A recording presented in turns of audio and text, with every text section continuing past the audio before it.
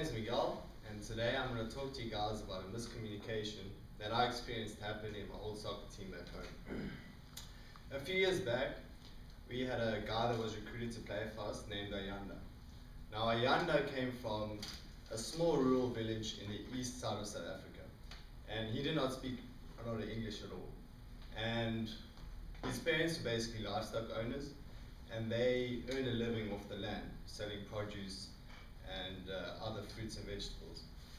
He was a goalkeeper, and when he came to us, he didn't have any gloves, so we had to lend him a pair from the clubhouse. And in our first practice session that we had, he kept a clean sheet, which means he didn't concede any goals. And he was very proud of this fact. And after training, he had a huge big smile on his face. And at that time, we had an assistant coach that got along really well with all the players.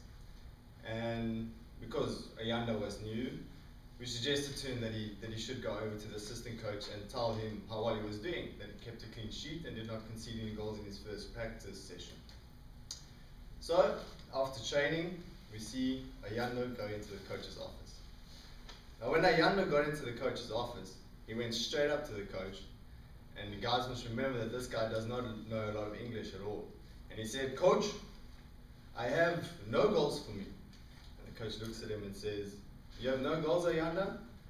"No, coach, no goals." and the coach said to him, "But Ayanda, you need goals in your life, man. How can you live without goals? You need team goals, you need family goals. It's important that you have these goals." And Ayanda, who can't really understand what's going on, he's just standing there, and before he knows it, the coach is sitting him down and having a serious discussion about life goals and life skills.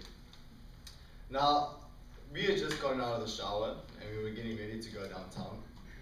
And as we reached the car, we remembered that we needed to take Ayanda with us. And we kind of asked ourselves, "Where's Ayanda?" So we went looking for him. And when we got to the coach's window, we saw a very confused looking Ayanda scratching his head, and a very enthusiastic coach with a little whiteboard explaining to Ayanda how he should set his goals in life. And Ayanda was just nodding and saying yes. And we all had a very good laugh at this, and then one of the guys decided to help him out, and that got Ayanda out of a very tight spot. This miscommunication could have probably been avoided if Ayanda spoke better English. And another solution to this problem would have been us going into the office with Ayanda and explaining Ayanda's situation to the coach. Thank you very much for listening, and I hope you guys learned something.